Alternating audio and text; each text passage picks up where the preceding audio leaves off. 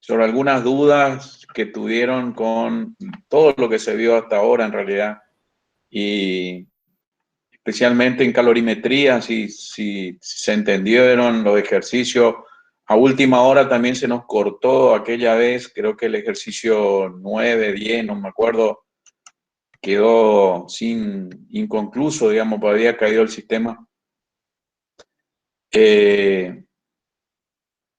Yo después les envié a ustedes los ejercicios resueltos y bueno, ahí me preguntaron, alguien me preguntó sobre el ejercicio 10, sobre la mezcla que quedaba finalmente luego de que se condensara el vapor y de que se fundiera el hielo. Se llegaba a una temperatura de equilibrio de todo el sistema de 63 grados, 61 grados, algo así. Y en ese caso, todo la masa de vapor se convirtió en masa de agua y la masa de hielo también se convirtió en masa de agua. O sea, lo que corresponde responder ahí es decir, bueno, no sé cuánto había de cada uno, pero decir, bueno, toda la masa, creo que había 2000 gramos de vapor, no me acuerdo, y 800 gramos de hielo. Bueno, la suma de 2000 gramos de vapor más 2000 gramos o 800 gramos de hielo, no sé, se transformó totalmente en agua, digamos, agua líquida, ¿no? Así que eso es lo que corresponde responder. Pero no siempre un sistema va a terminar siendo todo agua, digamos.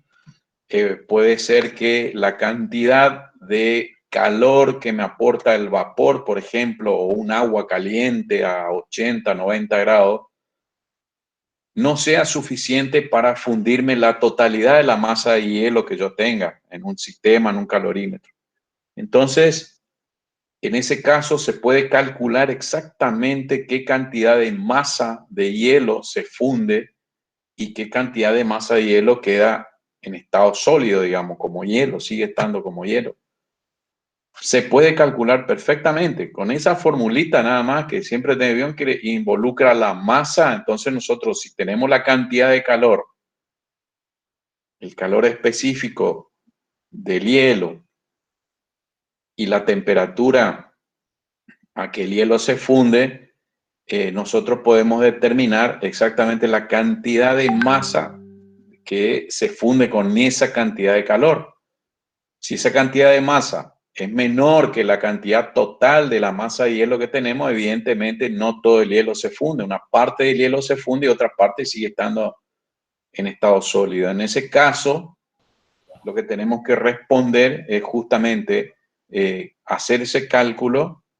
De hecho, va a salir ese cálculo, decir, bueno, tanta de los 800 gramos de hielo, 600 se funden y quedan 200 gramos en estado de hielo, ¿no?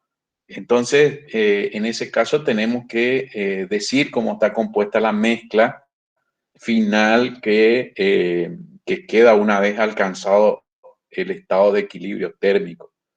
Así que eso a modo de comentario, digamos, para que si por ahí surge algún problema, algún ejercicio en el que la cantidad de calor no es suficiente, entonces podemos calcular exactamente cómo queda compuesta la mezcla, tanto de agua líquida, tanto de hielo, tanto de vapor, etc. Así que no siempre todo lo que constituye el sistema se transforma en agua, digamos, ¿no? Bien, no sé si hay alguna Profe, yo otra tengo una pregunta. consulta, ¿no? Una Sí, consulta, pero perdón, de Enrico. termometría, ¿era? De termometría, cuando se refería a salto de temperatura, creo que era. Sí, Si puedes explicar sí. eso cuando teníamos de Celsius a Fahrenheit, ¿en cuánto equivalía? ¿Había que hacer una conversión nomás ahí? Claro, ahí nosotros teníamos que el salto térmico de 1 grado Celsius es igual al salto térmico de 1 Kelvin. O sea, porque el segmento, el salto en sí es el mismo en Celsius y en Kelvin. Por En la escala. cambio, claro, porque la escala es la misma. Sí. ¿Se entiende? La escala es la misma. Las equivalencias son diferentes. O sea, 100 grados Celsius no es lo mismo que, digamos, 100 grados Kelvin, porque tengo que hacer la transformación de lo que es un agua que está a 100 grados Kelvin, está a 300, perdón, que está a 100 grados Celsius, está en realidad a 373,15 grados Kelvin. ¿Se entiende? Pero el salto de temperatura, el salto de temperatura entre dos valores es el mismo en Kelvin que en Celsius, porque la escala, ¿sí? La escala geométrica, si se quiere, la escala geométrica, ¿sí? De ambos termómetros es la misma. ¿Se entiende? Es Sí, decir, profe, había yo un tengo un empaque sobre termómetro. las divisiones. Exactamente, las divisiones son las mismas. Yo tengo un termómetro Sí. en Kelvin, por un lado, le admito a Díaz. Yo tengo un termómetro en Kelvin y un termómetro en grados Celsius. Ambos marcan una temperatura, ¿no? Uno en Kelvin y otro en grados Celsius. Supongamos que la temperatura en general del ambiente donde están los dos termómetros sube 1 grado. ¿Se entiende? Entonces, en ambas escalas va a subir 1 grado. O sea, el salto va a ser el mismo en los dos. Este me marcará su temperatura en grados Kelvin y el otro me marcará la temperatura en Celsius. ¿Se entiende? Pero el incremento, digamos, de temperatura, los dos termómetros van a subir la misma cosa, el mismo incremento de temperatura en ambos termómetros. En cambio, eh, en cambio, eh, entre grados Celsius y Fahrenheit, la equivalencia ya no es la misma, porque el grado Celsius, los 100 grados está dividido en 100 partes y en Fahrenheit, por ejemplo, está dividido en 180 partecitas. Entonces, 1 grado Celsius ya no equivale a 1 grado Fahrenheit. ¿Se entiende? Equivale casi a 2 grados Fahrenheit, a 1,8 grados Fahrenheit. Y entonces el salto térmico no es el mismo. ¿Se entiende lo que estoy diciendo? O sea, geométricamente las escalas son diferentes. Por ejemplo, entre Fahrenheit y el Rankine son las mismas escalas. Fahrenheit y Rankine están divididos en las mismas cantidades, pero no así entre Fahrenheit y Celsius o Fahrenheit y Kelvin.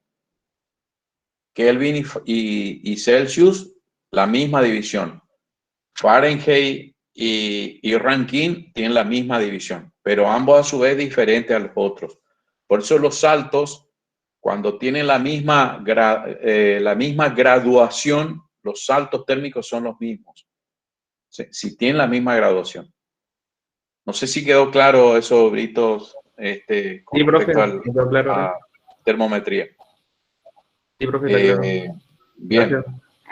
si nosotros tenemos, por ejemplo, un calor específico, supongamos, 50 calorías sobre Kelvin, 50 calorías sobre Kelvin, por ejemplo, es lo mismo decir 50 calorías sobre grados Celsius. ¿Se entiende?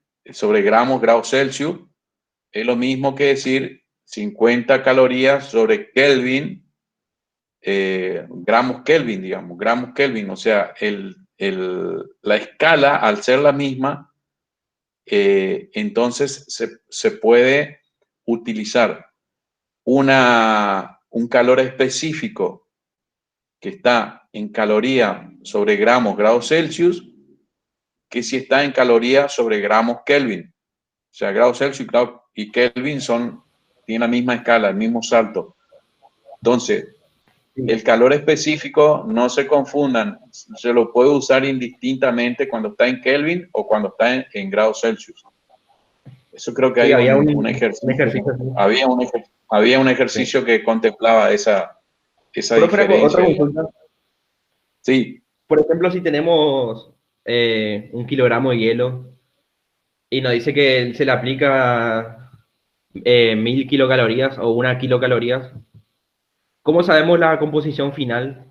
Sí, tendríamos que calcular el Q para ver cómo derretimos todo ese hielo primero. ¿Cuántas calorías exacto. necesitaríamos? No, el Q tenés, vos me decís el Q. El Q Sí, tenés.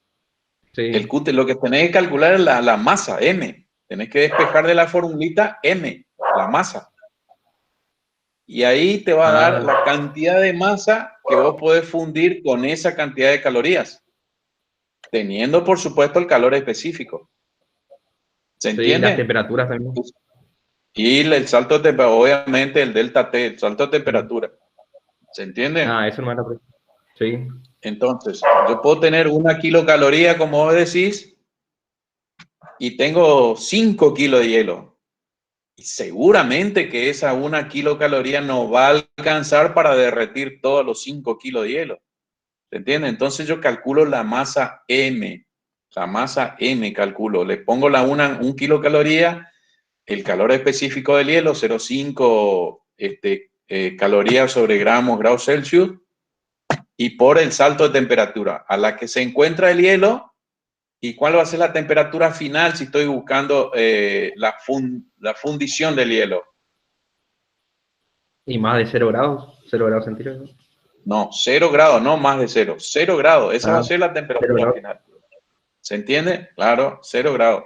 Y ahí me va a dar una cantidad de masa que va a O estar sea, en usamos función ese de la... salto térmico, profe. La ¿Cómo? temperatura inicial, usamos ese salto térmico para calcular. El salto térmico que vas a usar es decir, el hielo a qué temperatura está. Sí, a Porque menos guarda que 15 el por ejemplo. hielo, menos 15, supongamos que está en Sí, menos 15, el salto térmico tiene que ser de menos 15 a 0, a 0 grados. ¿Se entiende? sí, profe.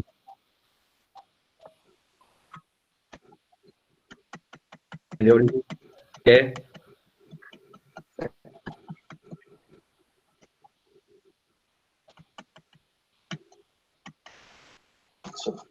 Si la mezcla frigorífica, sí, la mezcla frigorífica. Lo que se logra con la mezcla frigorífica es disminuir, digamos, disminuir la temperatura de fusión del hielo o de congelamiento del agua. O sea, yo puedo tener agua a menos 10 grados Celsius y que no se congele, digamos, ¿no? Entonces puedo bajar más la temperatura de congelamiento del agua. Normalmente, Sí, yo para... naturalmente, el agua se congela a 0 grados, pero yo puedo bajar a temperaturas inferiores de 0 grados, ¿sí? Menos 5, menos 10 grados, y que el agua siga en estado líquido, que no se congele. Eso solamente se logra con una mezcla frigorífica, agregándole cloruro de sodio. ¿Sí? ¿Qué decía, Brito? Sí, eso para no hacer muy frío el terreno, ¿no? Yo quería saber. Para hacer no muy frío el terreno, ¿no? Ahora ya sé cómo calcular. Ah, le echamos un poco de sal. No, no, bueno, vamos a seguir en el tema, pues estamos súper atrasados. Vamos a tratar de hacer lo más rápido posible el tema que viene, que es la ley de los gases. Si no hay más dudas, seguimos con eso. Cualquier pregunta, me interrumpen.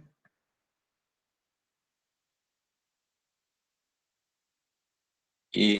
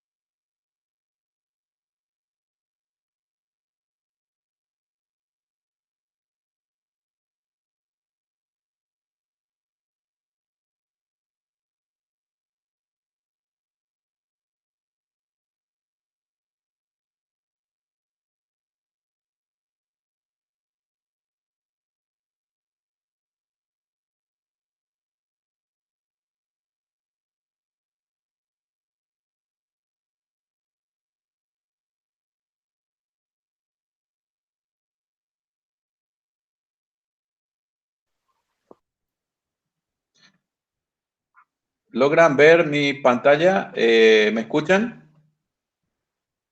Sí, profe. Sí, profe, se le escucha. ¿Se ve la pantalla? Sí.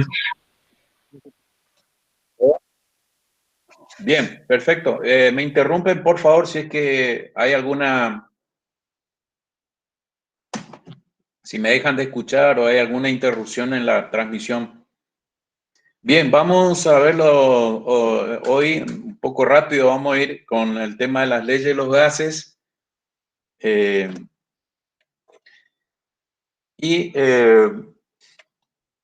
Son unas cuantas leyes que rigen el comportamiento de los gases y con eso podemos resolver muchos problemas de la realidad que se nos presenta en la realidad cotidiana, podríamos decir, y también en los procesos industriales, en el que tenemos que realizar algún tipo de cálculo, algunas verificaciones, unas comprobaciones, etc. Sumamente interesante la ley de los gases y que permanentemente lo van a aplicar durante el ejercicio de su profesión. Bien, vamos a diferenciar qué es un gas de un vapor, digamos, ¿no? El gas es una sustancia que normalmente está en estado gaseoso a temperaturas normales y a presiones normales. Temperatura normal es la temperatura del ambiente, digamos, ¿no? En temperatura normal, y la presión también, la presión del ambiente en el que nos movemos. Si en ese estado una sustancia está en estado gaseoso, entonces se trata de un gas. Pero un vapor es aquella forma que adquiere la sustancia cuando en condiciones normales de presión y temperatura no es gas, sino es un sólido o es un líquido, como el caso del agua. ¿Se entiende? A temperatura normal, el agua está en estado líquido, no está en estado gaseoso. Le tenemos que incorporar temperatura, incorporar calor para que se transforme en un gas, digamos, que pase a su estado gaseoso el agua. Y en ese caso hablamos de vapor, no hablamos de gas de agua. ¿Se entiende? En cambio, un dióxido de carbono, por ejemplo, que emanan la planta en el proceso de fotosíntesis, directamente en estado normal de presión y temperatura ya es un gas. Entonces, esa es la diferencia que hay entre gas y vapor. Los gases generalmente son incoloros, salvo algunos que tienen alguna coloración en particular, como el flúor, el cloro, el dióxido de nitrógeno, etc. Entonces, en función a lo que nosotros decíamos, en condiciones normales de presión y temperatura, hablamos de un gas de oxígeno, nitrógeno, hidrógeno, dióxido de carbono, etc. Y hablamos de vapor de agua, porque el agua en condiciones normales de presión y temperatura es líquida, no es gaseoso. Y ya ponemos dos numeritos sumamente importantes que nos vamos a manejar en todo en toda la materia, en todo lo que es termodinámica en realidad, que son las condiciones normales de presión y temperatura. Y esas presiones corresponden a una atmósfera y la temperatura corresponde a 0 grados Celsius, o sea, punto de congelación o punto de solidificación del agua, que corresponde a 273,15 Kelvin. Bien, ahí está algunas características físicas de los gases y se adoptan la forma y el volumen del recipiente que los contiene. Eso lo sabemos, se dice siempre, los gases que toman el volumen y la forma que el recipiente, por más grande que sea el volumen, el gas va a terminar ocupando todo el volumen. Son más compresibles que todos los otros estados de la materia, por supuesto, más compresible que el agua líquida o que el hielo o que cualquier otro material sólido o líquido, se mezclan completamente de manera uniforme cuando están confinados en un mismo recipiente, cuando están mezclados en un cilindro, por ejemplo, se mezclan completamente entre sí y tienen densidades mucho menores que los sólidos y que los líquidos.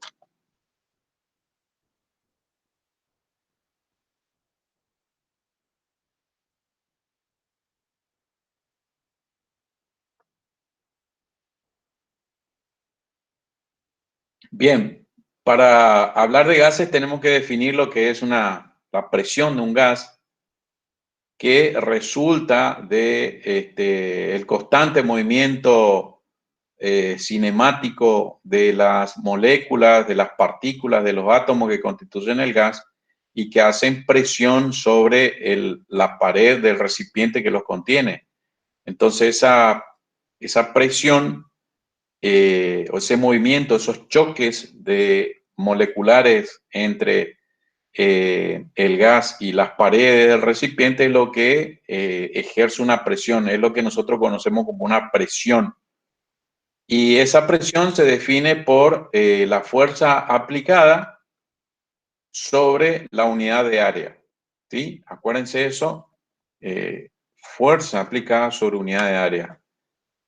Y esa unidad, las unidades que vamos a utilizar son justamente Newton sobre metros cuadrados, que es igual al Pascal, que es en el sistema internacional de unidades, ¿no? Entonces, Newton sobre metros cuadrados, ¿sí? Newton sobre metros cuadrados es igual a Pascal. Bien, vamos a ver una experiencia de Torricelli, cómo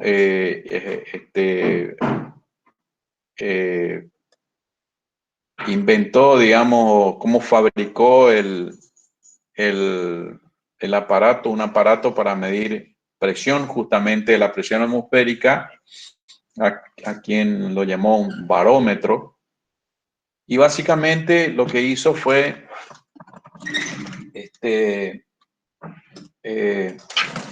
cargar un tubo de vidrio, como el que se ve en la imagen, un tubo de vidrio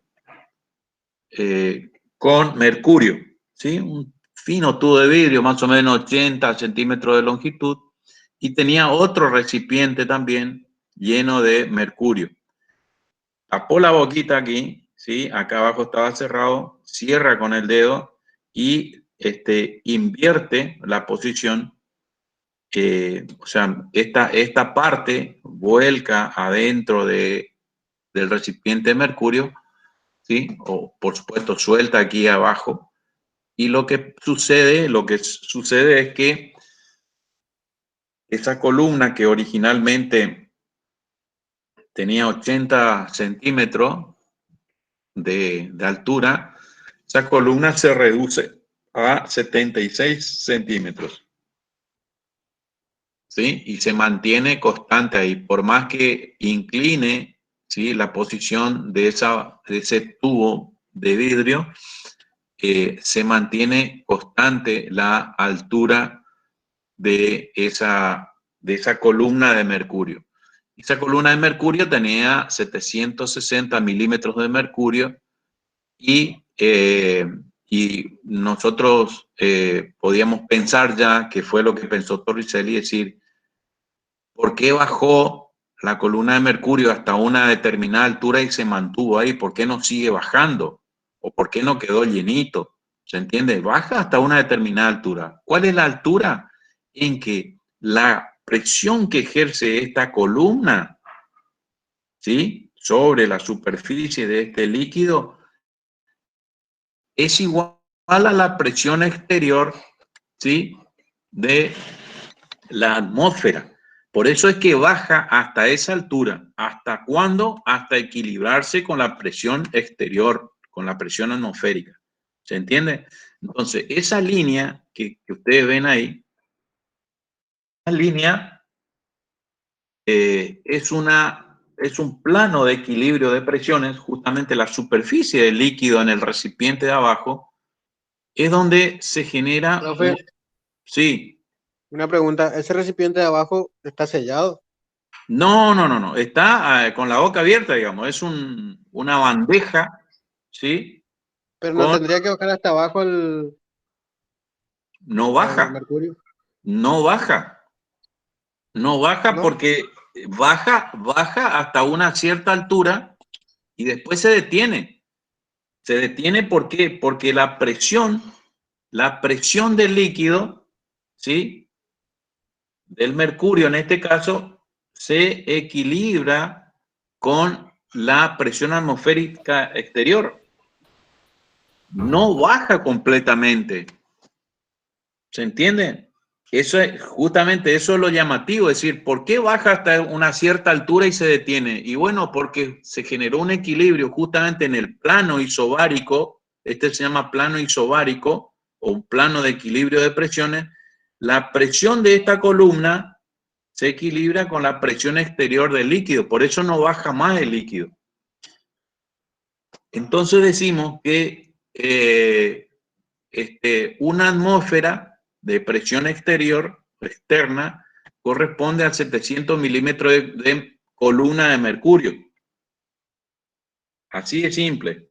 Y a esa, para no llamar 760 milímetros de mercurio, como antes se decía, se medía la presión, eso se transformó en 760 torr en honor a Torricelli, digamos, quien fue el que inventó el barómetro.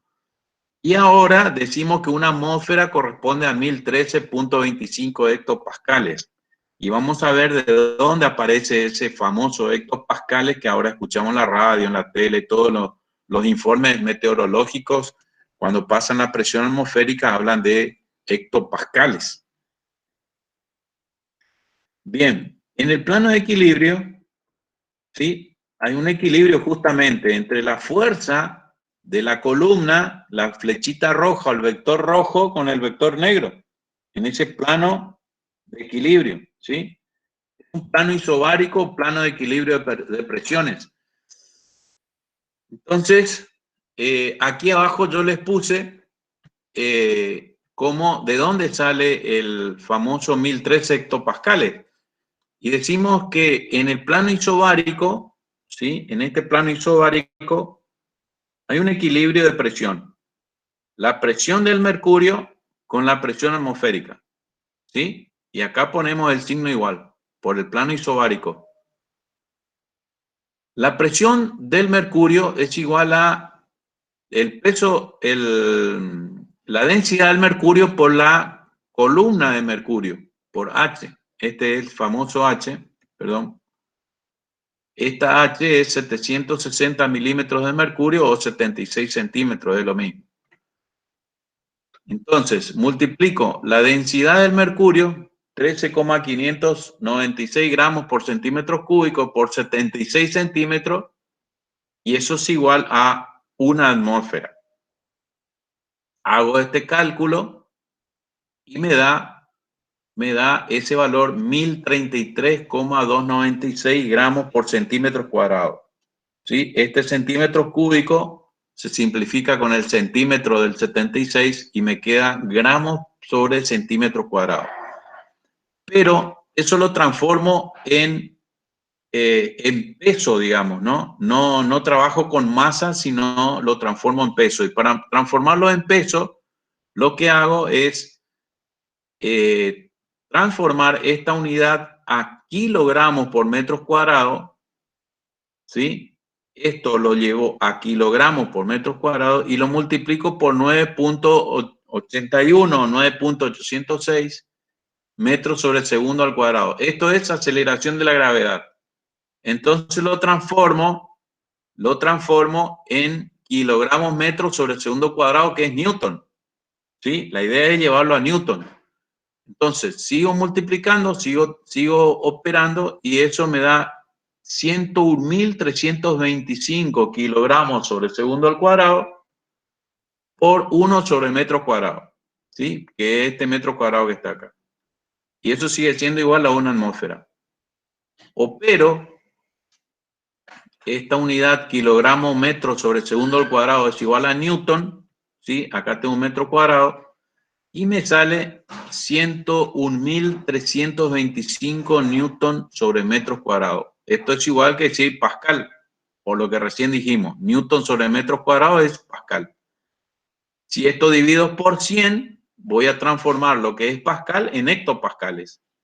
Si divido por 100 me da 1013.25 hectopascales. Y eso corresponde a una atmósfera.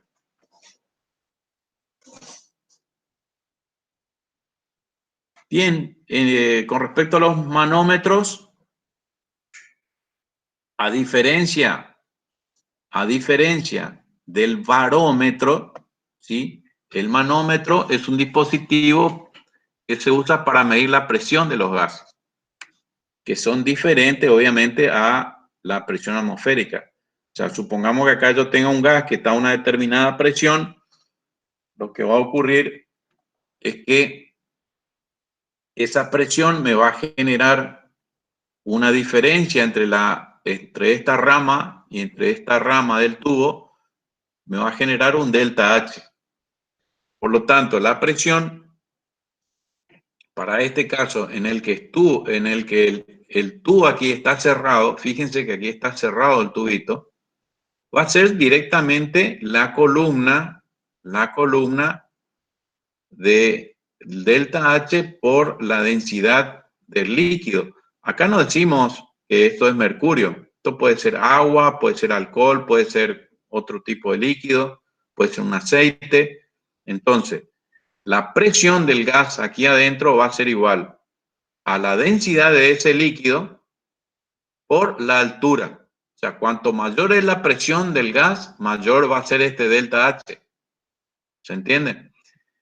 En este otro tipo de manómetro se dice manómetro de tubo abierto, porque aquí está abierto el tubo, por lo tanto acá tengo el efecto de la presión atmosférica. Aquí adentro no, porque está cerrado y acá adentro tengo vacío.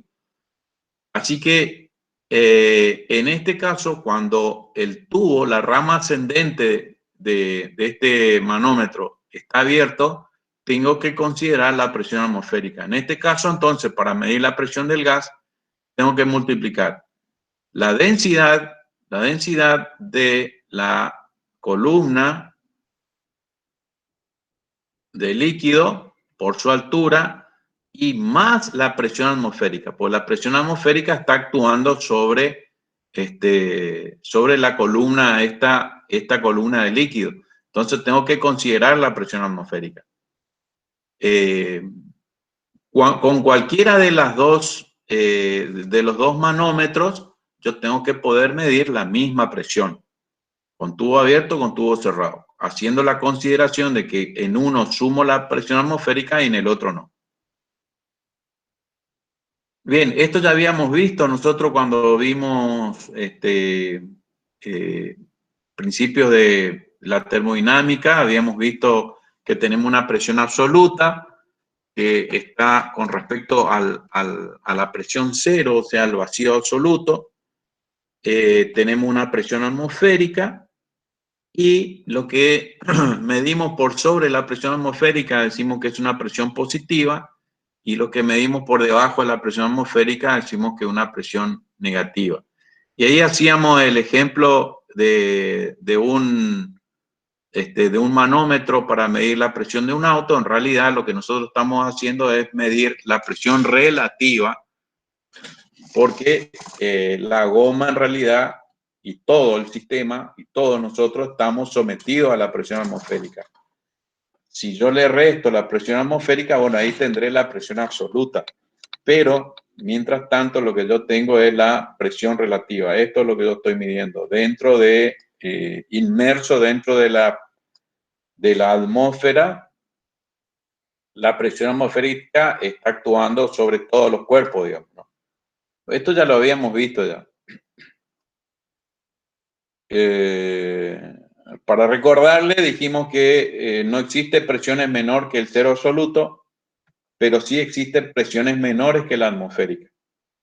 ¿Se entiende? Yo puedo moverme dentro de este campo, pero más abajo del cero absoluto no me puedo mover. Bien, para entrar a las leyes de los gases, primero tenemos que definir lo que es un gas ideal. En realidad, todas las leyes están basadas, digamos, a partir del estudio de un gas ideal, que es un gas teórico, un gas hipotético, que dice que está compuesto por un conjunto de moléculas que se consideran puntuales, que tienen desplazamiento aleatorio, pero que no interactúan entre sí. Es decir, ya vamos a ver bien eso, pero al decir que las moléculas no interactúan entre sí es un postulado en realidad. Decimos que eso es cierto, ¿sí? Que no hay fuerza de atracción y repulsión entre las moléculas del gas. El concepto de gas ideal es una aproximación que nos ayuda a modelar y predecir el comportamiento de los gases reales. O sea, siempre partimos de algo ideal para después adaptarlo a lo real, ¿no? Ya vamos a ver eso al final del tema, cómo lo transformamos todas las ecuaciones que vamos a ir viendo, lo adaptamos a un gas real. Las consideraciones para un gas ideal dice que las moléculas de un gas ideal no se atraen ni se repelen entre ellas, es lo que estábamos diciendo recién. Las colisiones entre las moléculas y el recipiente son perfectamente elásticas. Eso significa que toda la energía de choque de una molécula sobre la pared que lo contiene, es entregada totalmente a la pared en forma de una depresión, ¿no es cierto?, de la presión que ejerce. Y que no hay pérdida de energía, digamos, entre los choques intermoleculares, sino que toda la energía se entrega a la pared que lo contiene. La molécula de un gas ideal en sí misma no ocupa un volumen alguno. Eso también es un postulado. El gas en general tiene volumen, pero consideramos que las partículas que constituyen el gas no tienen volumen. Y dice que un gas real se comporta como un gas ideal en condiciones de baja presión y alta temperatura. Cuando un gas real está a baja presión y alta temperatura, tiende a comportarse como un gas ideal y se cumplen todos estos postulados que estamos diciendo. Ese gas ideal cumple con las siguientes leyes que vamos a ir viendo uno por uno: la ley de Boyle, que relaciona presión-volumen; la ley de Charlie relaciona temperatura-volumen; la ley de Gay-Lussac relaciona presión y temperatura, mantiene constante el volumen; y la ley de Avogadro, que relaciona el volumen con la cantidad de materia, ¿no? Vamos a ir viendo esa relación: presión, volumen, temperatura y cantidad de moléculas que conforman un gas. ¿Hay alguien que quiere entrar? No sé.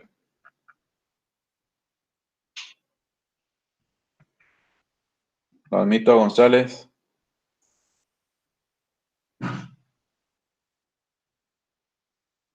Bien, me interrumpen si es que alguien quiere ingresar. Vamos con la ley de Boyle. Boyle lo que hizo fue un experimento como este que está acá. Establece que el volumen de una cantidad fija de gas a temperatura constante es inversamente proporcional a la presión. Este es un estado 1, ¿sí? Estado 1 del gas, que tiene un determinado volumen y una determinada presión, ¿sí? Tiene un determinado volumen aquí en el gráfico y una determinada presión. El estado 1 pasa a un estado 2, ¿sí? Agregándole un par de pesitas. Por lo tanto, se incrementa la presión, pero disminuye el volumen. A cambio de incrementarse la presión, hay una reducción de volumen, ¿sí? Se aumenta la presión, pasa de este valor a este otro valor, pero el volumen que originalmente era este se reduce a este otro volumen. ¿Se entiende? Entonces, lo que dice Boyle es que el volumen es inversamente proporcional a la presión. ¿Se entiende? Este alfa que está acá es un símbolo de proporcionalidad. Y 1 sobre P significa que es inversamente proporcional. ¿Se entiende? Entonces, volumen es inversamente proporcional a la presión. Eso es lo que dice acá en su expresión Boyle. Para sacar el símbolo de proporcionalidad en cualquier ecuación algebraica, yo no trabajo con proporcionalidades, sino que trabajo con igualdades. Para transformar esta proporcionalidad en una igualdad, tengo que multiplicar por un coeficiente de proporcionalidad. A ese coeficiente de proporcionalidad lo llamo K. En principio lo llamo K. Y digo ahí, puedo decir que el volumen es igual a un cierto coeficiente de proporcionalidad sobre la presión. Esa proporcionalidad va a ser inversa, obviamente, porque el volumen y la presión son inversamente proporcionales. De manera que yo puedo despejar el valor de K como el volumen por la presión. Significa que ese valor de K va a ser una constante, de manera que la presión 1 por el volumen 1 en el estado 1 me va a dar igual a K. Lo mismo que la presión 2 por el volumen 2 en el estado 2 me va a dar el mismo valor de K. Entonces, si K y K son iguales, lo que tengo de este lado de la expresión también va a ser igual a lo que tengo del otro lado de la expresión.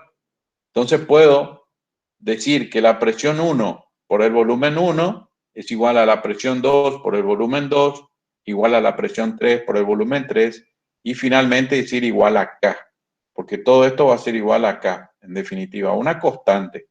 ¿Se entiende? Bien. Cualquier duda me paro. Pasamos a la ley de Charles. Sí.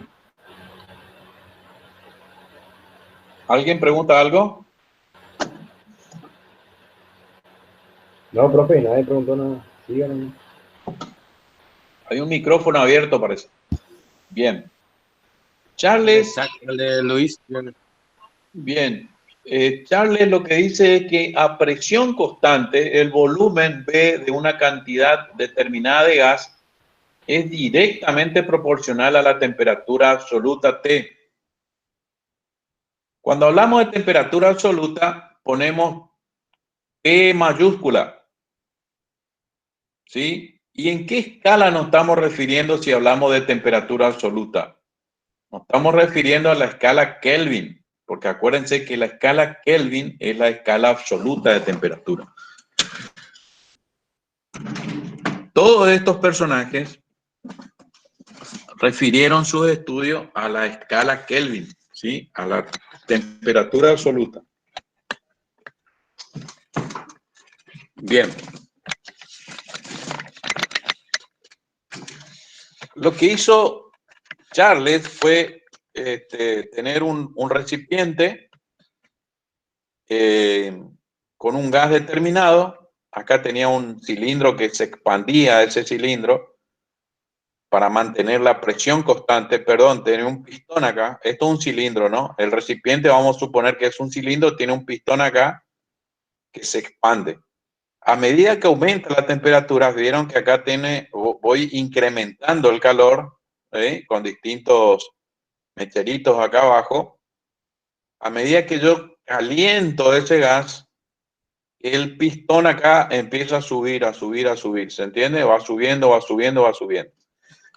¿Qué quiere decir? ¿Cómo es la presión dentro de este sistema? La presión es constante porque dejo que el pistón se expanda. Lo que sucede es que el volumen se va incrementando a medida que yo incremento el calor que le voy entregando o la temperatura que le voy entregando. Entonces, lo que dice Charles es que el volumen es directamente proporcional a la temperatura. acá hay una proporcionalidad directa, no aparece el 1 sobre T, aparece T directamente. De vuelta, para transformar este coeficiente, este símbolo de proporcionalidad a una igualdad, lo que hago es multiplicar por un coeficiente de proporcionalidad que en este caso se llama K'. Entonces digo que el volumen es igual a un coeficiente de proporcionalidad K' por la temperatura. De manera que puedo despejar K' acá como el volumen sobre la temperatura. Y puedo generalizar mi ecuación diciendo que volumen 1 sobre T1 es igual a volumen 2 sobre T2, volumen 3 sobre T3, etc. Finalmente eso es igual a K'. Y obtengo esta partecita de esta ecuación, que el volumen 1 sobre la temperatura 1 es igual al volumen 2 sobre la temperatura 2. ¿Sí? Volumen 1 sobre la temperatura 1 es igual a volumen 2 sobre temperatura 2, volumen 3 sobre temperatura 3 y así sucesivamente. ¿Se va entendiendo? Entonces es una constante. Y es una constante. ¿A quién le llamo K' en este caso? Después veremos a qué es igual. Vamos a calcular la constante. No se apuren. Bien, este experimento de Charles es el que tomó Kelvin para armar su escala. Tomó así lo mismo que hizo Kelvin, pero lo que fue haciendo Kelvin, lo mismo que hizo Charles, fue ir bajando la temperatura de una determinada masa de gas. O sea, partió de acá y fue reduciendo la temperatura, ¿sí? Aún manteniendo la presión constante, ¿sí? Y eso hizo con distintos tipos de gases y con distintas presiones. ¿Se entiende? Estos P1, P2, P3 son diferentes presiones en el que él fue haciendo el experimento. Parte de una presión determinada, ¿sí? Mantiene la presión. Esto mantiene la presión porque aquí en realidad yo tengo esta escala, me representa el volumen aquí y la temperatura en abscisa, de manera que la presión se mantiene constante. Lo que sucede es que cuando va bajando la temperatura, ¿qué pasa con el volumen? Se va reduciendo el volumen. ¿Se entiende? Baja la temperatura, baja el volumen. Baja temperatura, baja el volumen. ¿Se entiende? Y él llegó hasta un cierto punto, ¿sí? Experimentando con distintas presiones, inclusive con diferentes gases, a diferentes presiones. Hizo muchos experimentos. Y él llega más o menos, digamos, a partir de donde comienzan esta línea de puntos. Él llega, hace toda esta parte de la experiencia y llega más o menos hasta estos límites, digamos, ¿no? Y lo que hace posteriormente es prolongar estas líneas y la prolongación de esas líneas coinciden todos en un mismo punto. Y ese punto se da justamente en menos 273,15 grados Celsius. Y entonces dice que a esa temperatura, ¿sí? Si nosotros lográramos llegar a esa temperatura, el volumen prácticamente se haría nulo. O sea, en ese punto bajaría tanto la energía interna del gas que prácticamente el gas, o sea, las partículas se quedarían quietas, pero se reduciría tanto el volumen que prácticamente desaparecería la materia, digamos. O sea que él considera, eso es lo que descubre Kelvin, y dice que si se pudiera llegar a esa temperatura, ¿sí? De hecho los científicos están intentando llegar a esa temperatura, están muy cerca de esa temperatura, y Profe, quieren, sí, ¿podría llegar a quedar sólido también? sólido. Sí, ¿o no? Sí, en realidad lo que pasa es que disminuye mucho el volumen. Y si disminuye el volumen, prácticamente se hace volumen cero, porque fíjense, si acá yo estoy midiendo el volumen, fíjense en mililitros, voy bajando el volumen, ¿sí? A medida que yo bajo la temperatura, y el volumen se va a transformar en un punto, digamos, o sea, toda la masa se va a transformar en un punto. Y es un punto singular, en realidad, hasta hoy no sabemos bien qué va a pasar si es que llegamos a ese punto. ¿En qué estado nos vamos a encontrar con la materia? O si realmente la materia va a desaparecer, digamos. Y ahí estaríamos en problemas, decir que sí, pero desapareció y ¿dónde se fue? O sea, por eso es que tanto hoy por hoy los científicos quieren llegar hasta ese punto para ver qué sucede realmente y si Kelvin efectivamente tenía razón, digamos, ¿no?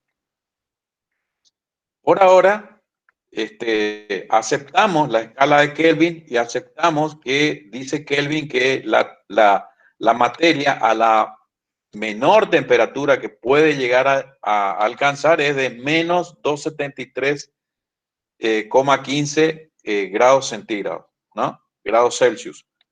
Y a ese punto lo llama 0 Kelvin, ¿sí? Este punto es el cero absoluto o 0 Kelvin.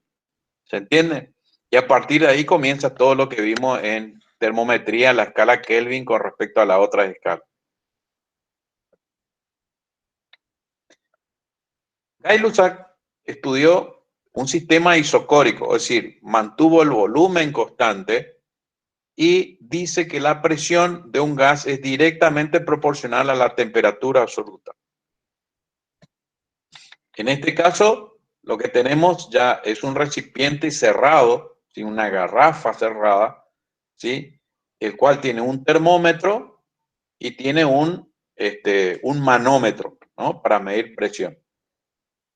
Se le incorpora calor, temperatura, ¿sí? La temperatura del estado 1 al estado 2 se incrementa y la presión también se incrementa. Vieron que acá también se incrementó la presión. A medida que yo aumento la temperatura, se incrementa la presión.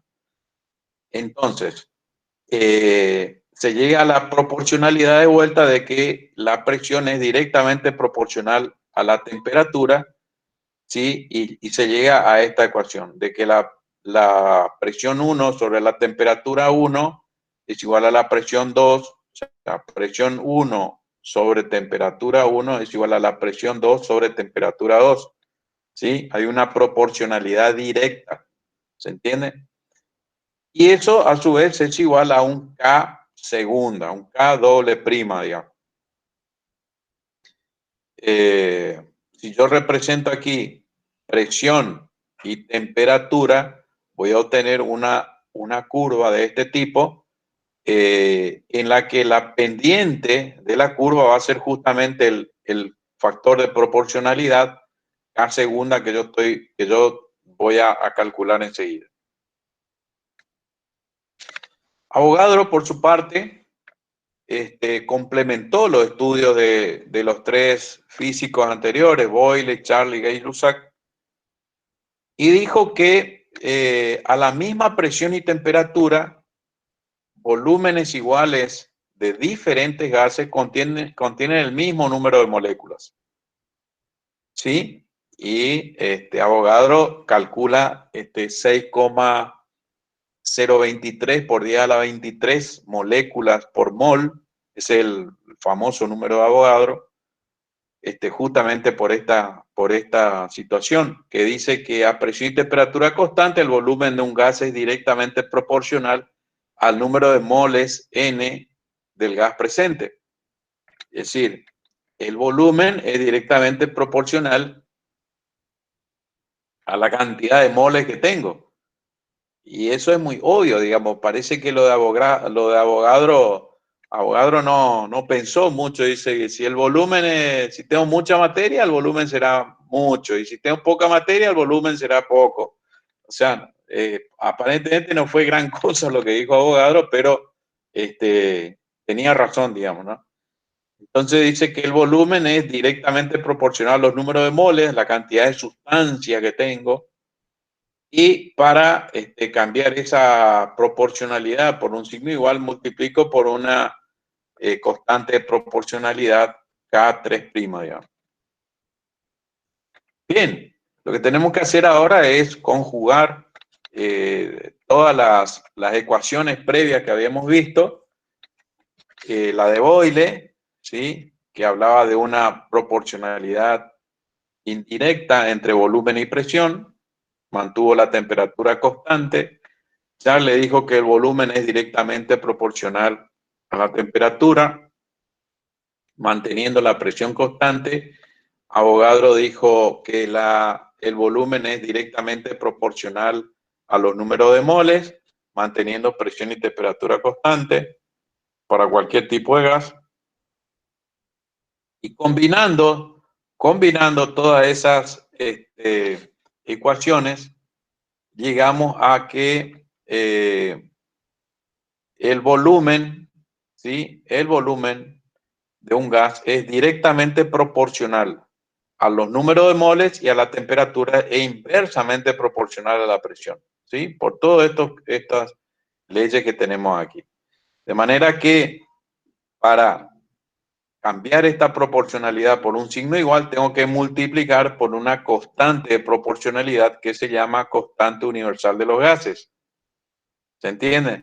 Entonces, dice que el volumen es igual directamente, es igual a esa constante universal de los gases por el número de moles por la temperatura absoluta en Kelvin sobre la presión. ¿Sí? De manera que si presión paso al primer miembro, voy a tener que P presión por volumen es igual a los números de moles por la constante universal de los gases y por la temperatura absoluta en Kelvin. Y esta ecuación se llama ecuación de estado de los gases ideales. Ahora, PV igual a nRT, eso lo saben de la secundaria. El tema es calcular el valor de esa constante de proporcionalidad, de esa constante universal de los gases. Y para eso lo que se hace es despejar de esta ecuación esa constante R. ¿Y R a qué me va a quedar igual? Pasa N y T abajo, ¿sí?, dividiendo, y me queda esta ecuación. PV sobre NT igual a R. Si tomamos condiciones normales de presión y temperatura, la presión va a ser 1 atmósfera, la temperatura va a ser 273 grados Kelvin. Tomamos el volumen de 1 mol, que es 22,4 litros, es el volumen de 1 mol. 1 mol es un poquito más que una lata de pintura de 20 litros. Todos conocemos una lata de pintura de 20 litros, la lata más grande de pintura que conocemos. Un poquitito más que eso es el volumen de 1 mol, 22,4 litros. Y tomamos 1 mol acá como cantidad de sustancia, 1 mol. Si reemplazamos todos esos valores, una atmósfera de presión, el volumen de 1 mol, 22,414 litros, número de mol 1 y la temperatura absoluta 273.15, o sea, 0 grados Celsius, obtenemos un valor de 0.082 atmósferas litros sobre mol Kelvin. Ese es el famoso número de la constante universal de los gases. Esa constante también van a encontrar en otras unidades como atmósfera litro, como mol sobre mol Kelvin, que es el valor que calculamos acá. Van a encontrar también en milímetros de mercurio por litro sobre mol Kelvin. También puede transformarse en calorías sobre mol Kelvin, ¿sí?, porque atmósfera litro en realidad es energía, y energía es sinónimo de caloría. Y también pueden encontrar como 8.31 joules sobre mol Kelvin. ¿Se entiende? Presión por volumen es trabajo. Trabajo es sinónimo de energía. Entonces, por eso se puede transformar atmósfera, litro, en caloría y en joule. Distintas unidades de la constante universal de los gases. Bien, si nosotros tenemos dos estados diferentes, estado 1 y estado 2, en la que despejamos de la ecuación universal de los gases el valor de R, vamos a tener presión 1 por volumen 1 sobre número de moles por la temperatura 1 antes del cambio, ¿sí? Transformamos, le agregamos cosas, le agregamos volumen, le agregamos presión, le agregamos temperatura a ese estado 1 para llevarlo al estado 2 y vamos a tener la misma constante como presión 2 por volumen 2 sobre número de moles 2 por temperatura 2 después del cambio. Pero como R es igual a R, significa que los segundos miembros también es igual al segundo miembro de la otra ecuación. De manera que yo puedo igualar estos dos estados, ¿sí?, en función a sus expresiones. Y generalmente la cantidad de materia no se modifica, entonces podemos decir que N1 es igual a N2 y ahí nos queda reducido, ¿sí?, como presión 1 por volumen 1 sobre T1 es igual a presión 2 por volumen 2 sobre temperatura absoluta 2. Y a esta expresión lo llamamos ecuación general de los gases ideales. Ecuación general, y el otro es ecuación de estado de los gases ideales. EB igual a nRT, ecuación de estado de los gases, y esta otra expresión se llama ecuación general de los gases ideales. No se confundan. A veces vamos a ocupar esto en algunos ejercicios y en otro ejercicio ocuparemos PB igual a nRT.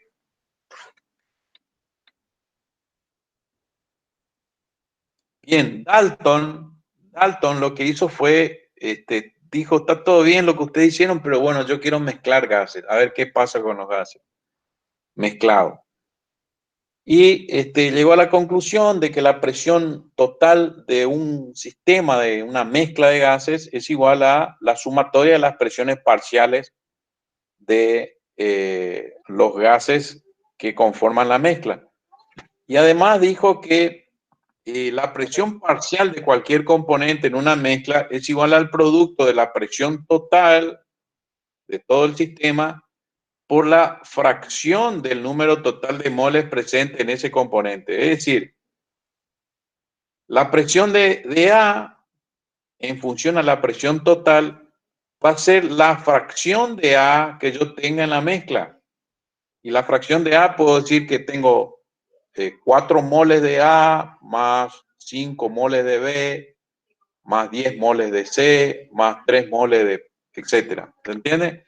O sea, puedo mezclar distintas cantidades de sustancias y la presión total, o sea, la presión parcial de cada una de esas sustancias en función a la presión total va a estar en función de la cantidad de fracción molar que tenga ese componente. ¿Se va entendiendo? Bien. Hasta ahí venimos todo bien, pero estamos trabajando con gases ideales. Vamos a ver qué pasa con los gases reales ahora. Porque nos interesa, los gases en realidad son reales, no son ideales. Si bien podemos transformarlo como gas ideal en ciertas y determinadas condiciones de presión y temperatura, pero también tenemos que buscar una ecuación que se aproxime, digamos, al comportamiento real de los gases. Para eso vamos a ver lo que es la teoría cinética molecular de los gases, ya que las leyes de los gases nos permiten predecir el comportamiento macroscópico de los gases, pero no nos explican lo que ocurre realmente a nivel atómico molecular. Y hay algunas preguntas que yo les puse acá, por ejemplo, mediante la ley que acabamos de ver, cualquiera de las leyes que ustedes me quieran comentar, por ejemplo, ¿por qué un gas se expande cuando se calienta? ni Boyle, ni Guy Lussac, ni Charles, nadie me explicó eso. Simplemente ellos explicaron a nivel macroscópico que uno es proporcional al otro, que cuando sube la temperatura, sube la presión, cuando va, etc. Pero nadie me dice el por qué, nadie comentó el por qué, nadie estudió eso. Entonces de ahí la necesidad de la teoría cinético-molecular de los gases, para explicar justamente esos comportamientos de los gases. ¿Por qué un gas se expande cuando se calienta, por ejemplo? ¿No?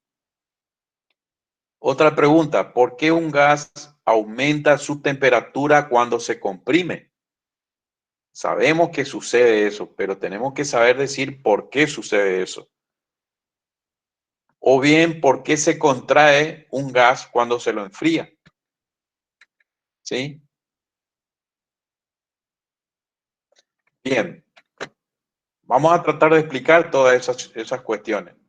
La teoría cinética de los gases utiliza una descripción molecular para explicar el comportamiento macroscópico de la materia y se basa en los siguientes postulados. Los postulados son suposiciones que no necesitan ser comprobados, digamos.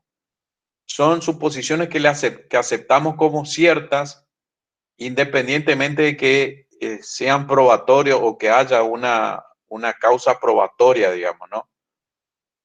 Por eso se llaman postulados.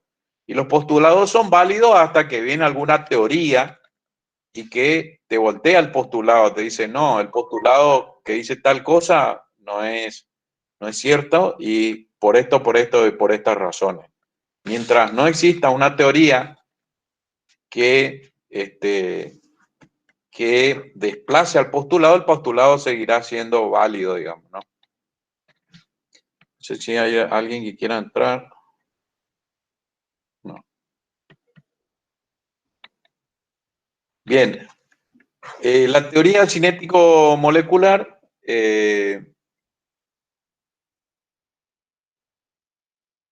hace uso de 5 postulados que dice, el primero dice un gas está compuesto por moléculas que están separadas por distancias mucho mayores que sus propias dimensiones, eso es cierto. Son consideradas como un punto con masa, pero con volumen despreciable. ¿Se entiende? Esto ya podemos entrar a discutir, decir, cómo si tiene masa, su volumen, sí, puede ser pequeña, pero tiene un cierto volumen, las partículas, las moléculas de un gas. El tercero dice, las moléculas están en continuo movimiento aleatorio, con frecuentes choques entre sí. Eso es cierto. Estas colisiones son perfectamente elásticas. O sea, la energía total del sistema permanece inalterada. O sea que la energía que trae una partícula, si choca con otro, le entrega completamente la energía, pero se entregan la energía mutuamente. Y finalmente, esas partículas chocan contra la pared del recipiente que lo contiene y entrega toda su energía en ese choque, digamos. Entonces dice que la energía total del sistema permanece inalterado. La presión dentro del sistema, por eso es que se mantiene la presión dentro del sistema. La cuarta dice, las moléculas de los gases no ejercen fuerza de repulsión o atracción entre sí. ¿Sí? Al considerar que hay una distancia mucho mayor que sus propias dimensiones, podemos considerar que esa fuerza de repulsión y atracción son despreciables.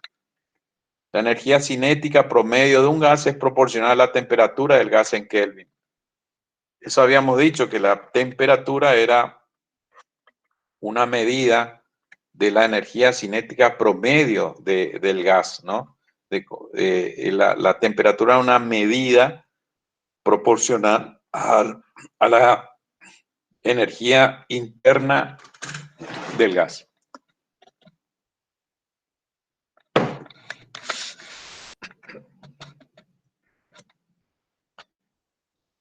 Bien, de acuerdo a la teoría cinética, entonces podemos explicar que la presión de un gas es el resultado de los choques de las moléculas entre sí y contra las paredes del recipiente. Depende de la frecuencia de las colisiones por unidad de área, y la frecuencia de colisiones depende de la energía interna del gas y de la fuerza con que golpean las paredes. Depende de si hay más o menor presión, dependerá de la fuerza con que golpean esas paredes. ¿Cuándo habrá mayor fuerza? Cuando mayor sea la energía interna del gas. ¿Por qué? Porque habrá mayor movimiento cinético, mayor movimiento intermoleculares, mayor frecuencia de colisiones, mayor fuerza de choque, por lo tanto eso generará mayor presión. Y la temperatura absoluta, que es lo que dijimos recién de un gas, es de alguna manera la energía cinética promedio de las moléculas que conforman el gas. Y eso se mide en temperatura absoluta, en Kelvin.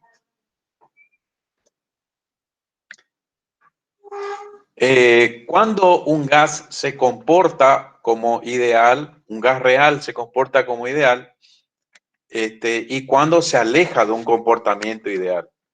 Dice que un gas real se comporta como un gas ideal a bajas presiones, o sea, moderadamente bajas, digamos, ¿no?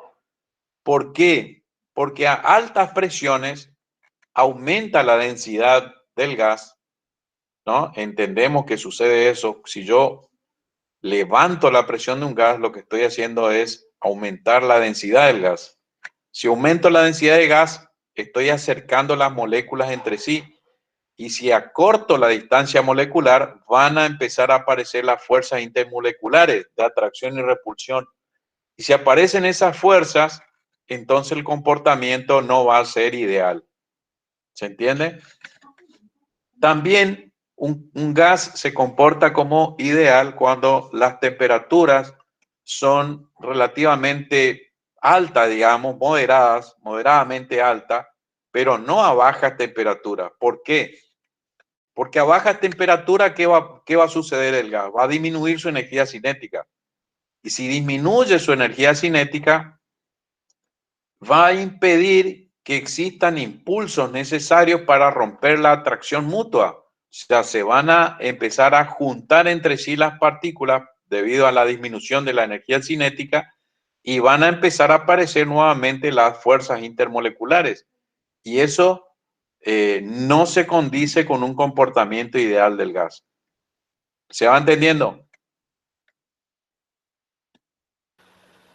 Sí, profe, ¿se entiende? Sí, profe. Bien, perfecto.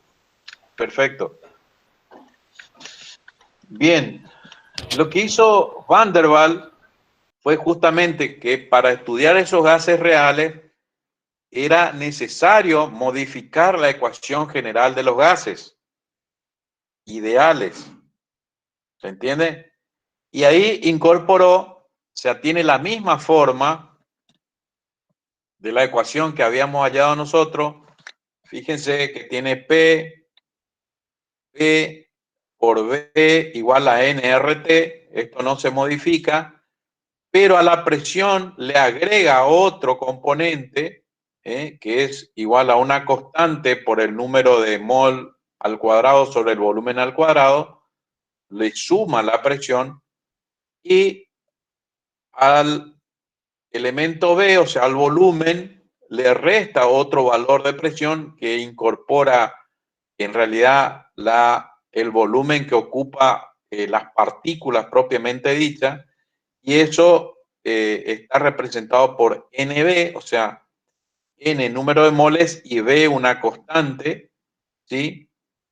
Y eso recién ahí dice que esto, ¿sí? Esto se condice con número de moles por la constante universal de los gases y por la temperatura absoluta en Kelvin.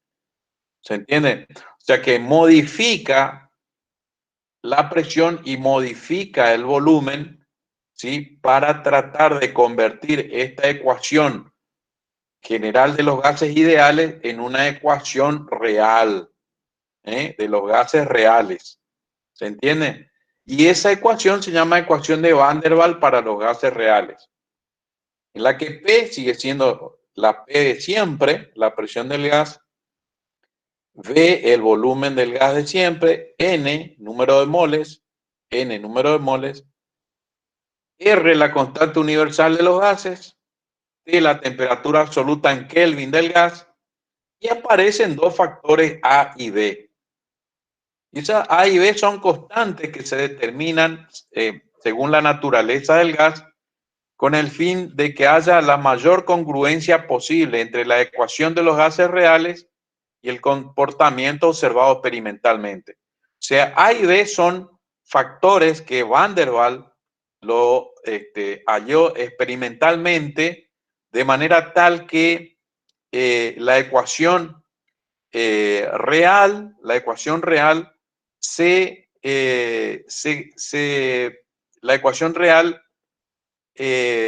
se cumpla, digamos, lo más parecido posible a lo que experimentalmente él analizó en laboratorio. ¿Se entiende? Entonces, hay un comportamiento ideal y hay un comportamiento real. Al ideal lo tengo que transformar con esos factores A y B para que el resultado me dé lo más parecido posible a lo que experimentalmente se había estudiado en laboratorio. ¿Se entiende? Vuelvo a repetir. Tengo una ecuación ideal de gases ideales y tengo valores reales que yo hallo en laboratorio. Entonces, transformo mi ecuación aplicándole esas constantes, ¿sí?, que son propias de los gases A y B, de manera que el comportamiento real sea lo más parecido a lo hallado, o sea, mediante el cálculo, lo más parecido posible a lo hallado experimentalmente en laboratorio. ¿Se entiende? Entonces, de ahí esta ecuación de transformación de algo ideal a algo real. Para llevar algo ideal a algo real, tengo que aplicarle algún factor de corrección. Y esas son las constantes que halló Van der Waals experimentalmente. Esas constantes, hay muchas tablas en internet. Acá tenemos algunos elementos: acetileno, aire, helio, oxígeno, nitrógeno, etcétera, pero hay para muchos gases esos valores de A y B que tenemos que afectar a la ecuación ideal para que el resultado sea lo más real posible. ¿Se entiende? Estos factores A y B son los que tengo que aplicar para que el resultado me dé lo más próximo posible al comportamiento real de los gases. ¿Alguna duda, alguna pregunta sobre esto? No, profe.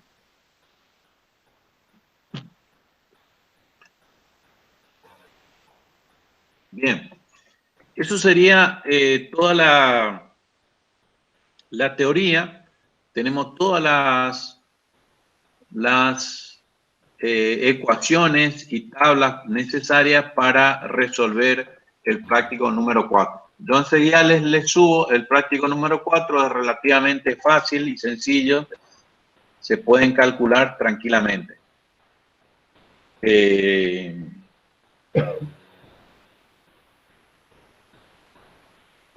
Por ejemplo, aquí yo les hablo de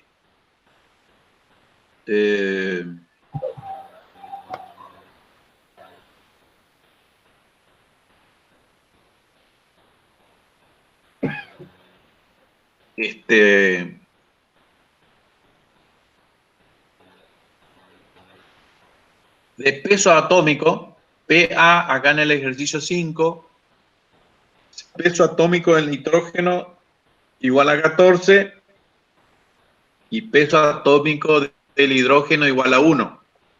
De manera que el amoníaco, por ejemplo, que es un gas, la ecuación del amoníaco es NH3. Entonces, ¿qué quiere decir? Que tiene una molécula un átomo de nitrógeno y tiene 3 átomos de hidrógeno. ¿Se entiende? Entonces, para calcular la masa molar, ¿sí? La masa molar del amoníaco, yo tengo que multiplicar. Tengo que sumar un nitrógeno de 14 más 3 hidrógenos cuyo peso atómico es 1. Entonces acá voy a tener una masa igual a 17 gramos por mol de amoníaco, ¿sí? Cada mol de amoníaco pesa 17 gramos, por lo que yo le estoy diciendo 14 más 3 por 1 es igual a 17, ¿se entiende? Entonces, si yo tengo la masa molar y tengo un contenido, supongamos, de 68 gramos de amoníaco, yo puedo determinar la cantidad de moles que me representa esos 68 gramos. ¿Se entiende? Pues divido la masa de amoníaco dividido la masa molar y lo que voy a obtener es los números de moles, ¿sí? El N famoso de la ecuación la ecuación general de estado de los gases. ¿Se entiende? Entonces, esa aclaración les hago porque se van a encontrar con que tienen que calcular los números de moles y se le está dando la masa y los pesos atómicos. Con los pesos atómicos y con la fórmula de ese gas puedo tener la masa molar y por ende puedo calcular los números de moles que estoy trabajando con lo que estoy trabajando en el sistema. ¿Se va entendiendo? Sí, ahí tendríamos que Sí, multiplicar 14 por 3. no me acuerdo, 6,23, profe. 14 por 1, porque tiene un solo átomo de nitrógeno.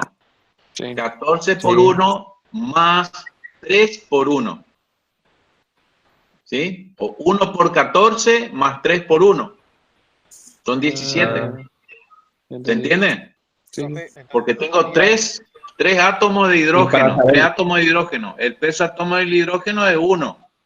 Tengo 3.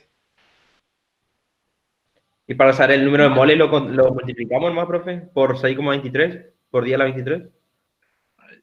No, ese es para calcular los números, el número de átomos que tengo en un mol. De átomos que tengo en un mol. Una cosa es la cantidad de moles, ¿sí?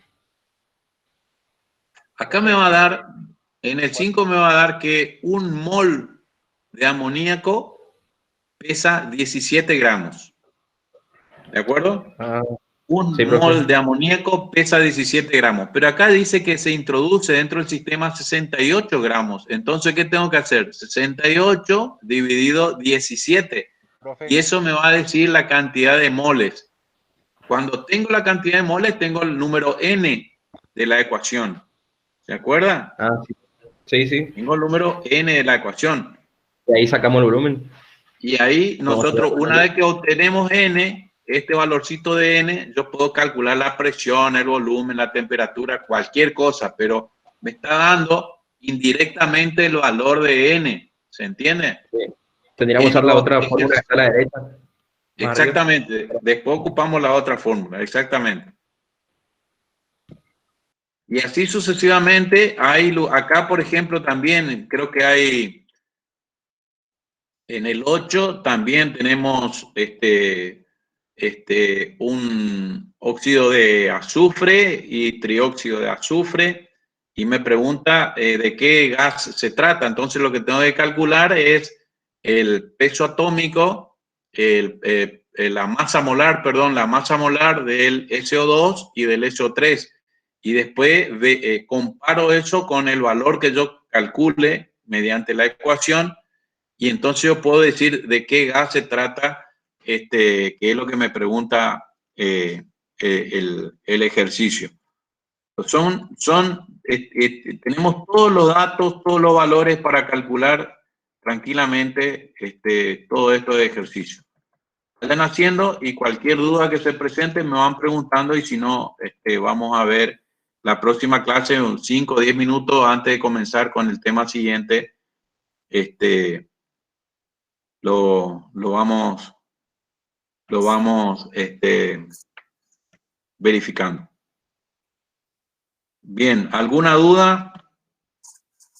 ¿Alguna pregunta? Y si no, terminamos con la clase. No, profe, ninguna de mi parte. No, de mi parte no, ninguno. Bien. La Luis, ecuación, sí, la ecuación de estado no se puede expresar en función de la masa. sí, la ecuación de estado, la ecuación general de estado incluye la masa. ¿Sí? ¿Y dónde está metida la masa? ¿Dónde está metida la masa? En los números de moles. En los números de moles. Hay que meter como número de mol. Ahí estoy metiendo la cantidad de masa